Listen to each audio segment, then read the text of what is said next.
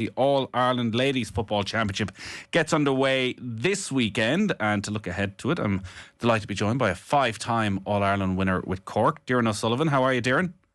I'm good, Nathan. How are you? I'm all right. We spoke to you when you retired earlier in the year, but now that it's finally here and Championship is starting for Cork, how are you feeling about it?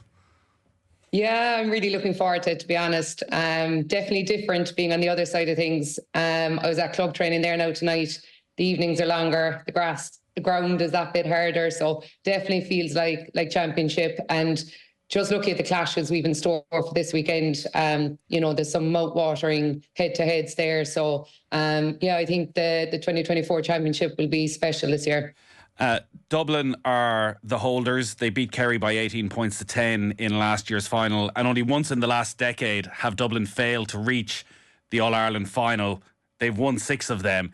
Is it Dublin plus one other when you look at the overall season? Yeah, looking at the overall season, it's hard to look past Dublin and Mick Bohan's team. They steamrolled the Leinster Championship.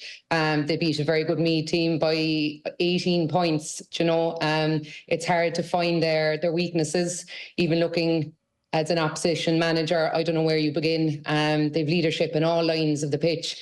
They've some household names in ladies football.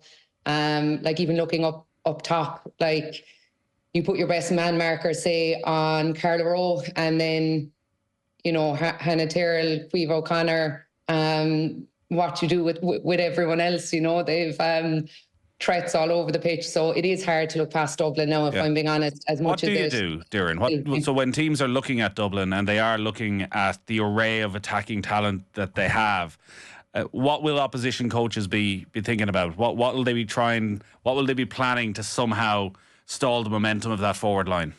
Yeah, I suppose the big thing there you have to start with is their half-back line. The likes of Lauren McGee, Sinead Goldrick, breaking forward at ferocious pace. Jennifer Dunn as well is a strong runner for them, and stopping that supply into those forwards, because once they get the ball up that far in the pitch, they are very, very hard to stop. That's what I'm saying. I just can't at the moment see Dublin having too many weaknesses. I think any team that can stop them, possibly Armagh. I think they have some of the best defenders in the country at the moment. I think their full-back, Clodagh McCambridge, is the best full-back in the game at the moment. I marked her one day, and I remember coming on the bus after the match and saying to the girls, it's appropriate that her surname is McCambridge, because she made brown bread with me the same day. So that's the running joke with her. So Armagh do have good defenders. So I think they might be able to stop them. But, you snuff out one attack and quench one fire, and there's 5 or 6 more going off in the Dublin attack. So, if someone has an off day, someone else is there to pick up the pieces. The worry for everybody else when you look at Dublin as well is that they've probably had their off period in those couple of years where they didn't win the All-Ireland, and the feeling listening to Mick Bohan is they've come through the transition maybe quicker than even he expected, winning the All-Ireland last year, possibly a year sooner than they thought they'd be back doing that. He's talking about a couple of players in particular, Niamh Crowley and Niamh Donlan, who have come into the Dublin defence as 2 diamonds, and it's rare to hear a manager speak so highly of young players coming in. What have you seen from them and what they're going to bring to Dublin? Yeah, I think Mick has done ferocious work up in Dublin, because the likes of Leah Caffrey, Martha Byrne, Sinead Goldrick, they've made a name for themselves as stalwarts in the Dublin defence. But Mick was a step ahead, and Dublin underage structure there, under 16 minor, they were bleeding players in the last couple of years, making sure that drought in Dublin, wasn't staying for too long. Those girls have really stepped up to the plate. And as I said,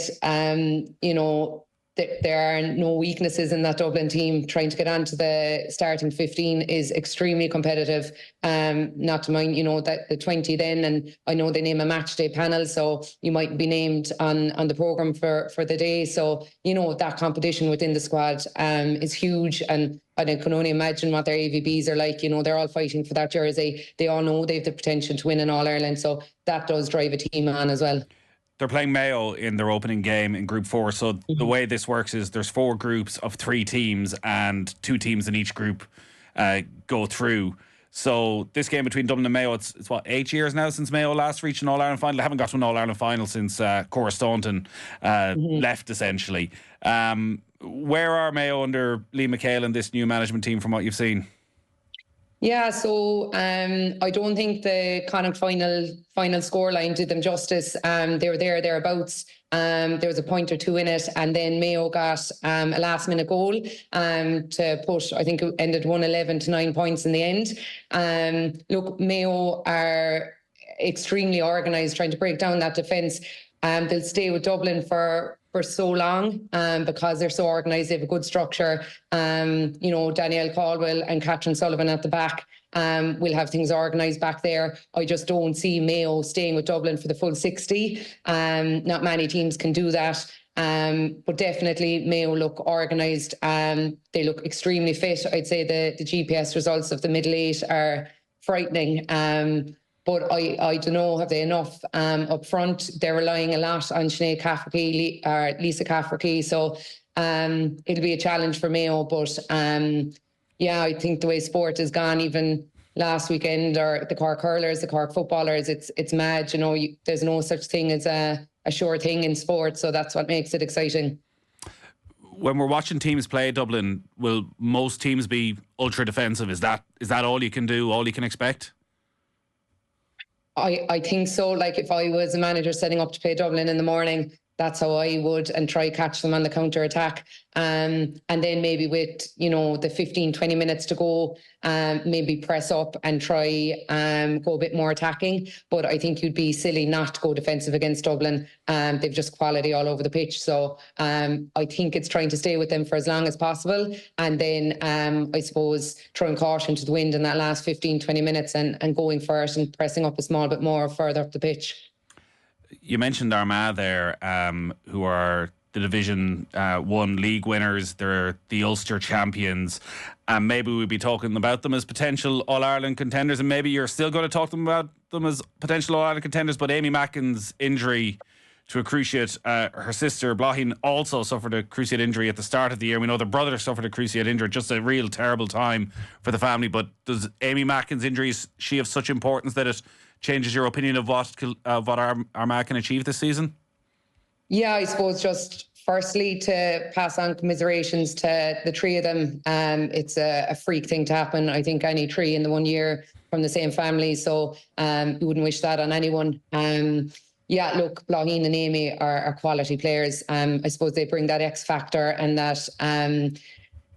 that our new dynamic of kicking football to Armagh, match that up with Caroline O'Hanlon and Kelly Mallon inside. They're probably the best kicking team in the championship, and they have that quality. Young boys go to Kerry games to watch David Clifford. I think young girls go to Armagh games to watch Amy Mackin. Now, saying that, we played Armagh, I think it was 2 championships ago, and Amy was injured the same day, and we only just about got over the line. So, yes, she's an integral part of the team, but, I do think Armagh are not the Amy Mackin show. I think they've a lot more than that.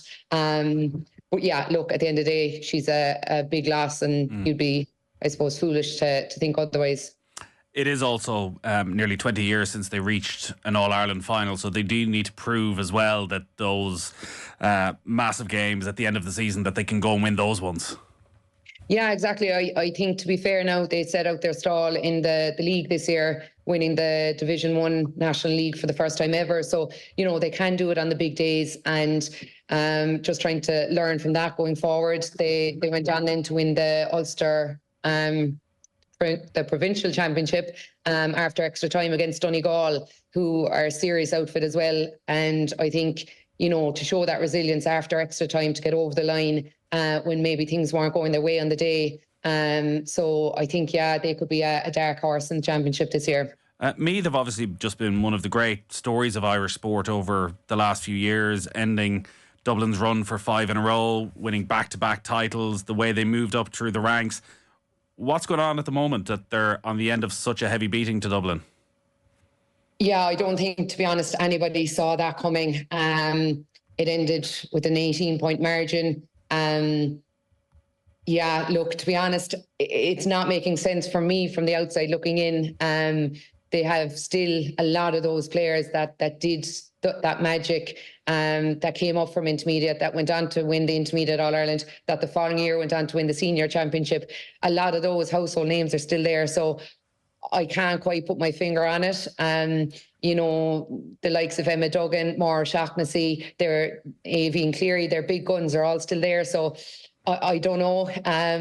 Look, a couple of teams underperformed in the league. I suppose Cork themselves wouldn't have been happy with their league campaign. So maybe they've got things together. They had a big gap between, say, league and championship and provincial and All-Ireland series. So maybe, you know, they went away and got things right. But yeah, not looking good from a Meath perspective at the moment. That's a huge game on Saturday.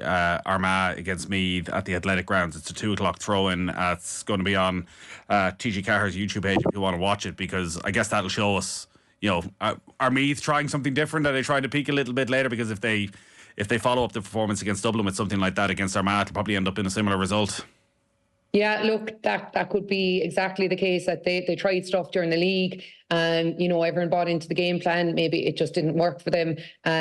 You know, nobody knows. It's hard from an outside camp to try guess what's going on internally. But look, I do think they still have the quality players there. Like, looking at them on paper, they seem strong. It's just not presenting itself then on the pitch. But yeah, as you said, I think this weekend there are some mouth-watering clashes. Armagh, Meath, Donegal, Kerry, Dublin, Mayo and Cork and Laois. So I think this weekend will set the tone for the championship.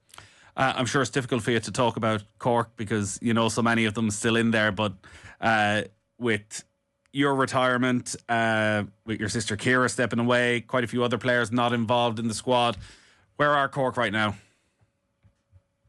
Yeah, Cork have had a topsy-turvy 2024. They struggled in the league, and unfortunately one loss seemed to have a domino effect and they couldn't get out of that losing streak.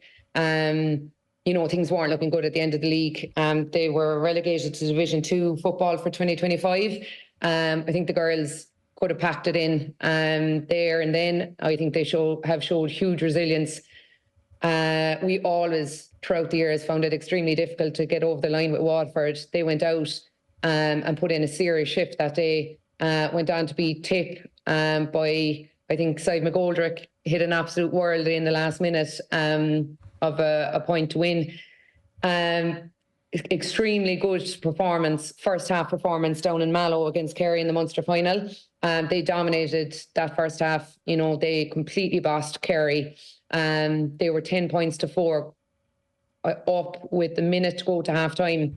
Kerry got, I suppose, a fortunate goal, high ball into the square. So it ended 1-4 to 10 going in half time. And I did think Cork, you know, deserved to be a small bit further ahead. As I said, they just steamrolled Kerry that day in the first half. And then the second half, it really was a game of two halves. Kerry took over whatever was said at half time. They really put the foot down and took over in the second half. But look, given where Cork were, I think they'll be happy enough with their Munster campaign. But saying that now, I think Laois away has the potential to be a banana skin for them. Never easy to go in as favourites, you know, so they'll have to prepare and tick all the boxes, and I've no doubt they will and get over the line on Sunday. The other team in that group is Galway, who were also relegated from Division 1. They obviously have the weekend off. The other game then this weekend, Donegal against Kerry. Kerry, you touched on, Munster champions, got to the All-Ireland final last year. Are they expected to be the closest challengers to Dublin again? Yeah, they're definitely in the hat, like, for that. They've some quality. And what I noticed this year in the Munster final was, you know, Louise Niver-Hertig didn't start on that day. Less reliant on her, which will benefit her, I think. You know, she's always had huge attention on her. It's very hard. She's always had to mark the opposition's best defender. She could be double marked. So I think the other players stepping up will create more space and freedom for Louise later on in the championship. The likes of Danielle O'Leary there kicked 10 points on the day. Does that look like a conscious decision from management, Doireann, that they realise that they've become overly reliant on her, that actually and if you're an opposition team, you know you're not going to be able to stop her that much considering the rate of scoring that she generally has regardless, but that they need 3 or 4 more forwards to come up and help with the scoring? Yeah, I don't know if it was intentional, but it certainly seems to be working. I just think going out and knowing as a defender and as a forward that everything has to go through Louise, it's that bit easier to cut off the supply. Everything she does it's pressure. I just think she'll be able to play with that bit more freedom in this year's championship, given, the likes of Anna Galvin, Emma Deneen, they're setting, or they're helping her out up front. So I think that'll take pressure off Louise, and I think she's going to have a big say in this championship. All right, big weekend ahead. Give us your 4 winners for the weekend then. Oh, okay. I'm going to back Cork. Well, we could have gone with that one. Yeah. Yeah, I'm looking forward to that game now on Sunday. I am going to back Dublin against Mayo. I am going to back Kerry against Donegal, and I'm going to back Armagh against Meath. All right, great stuff, Doireann. We'll hold you to account next week and all of that.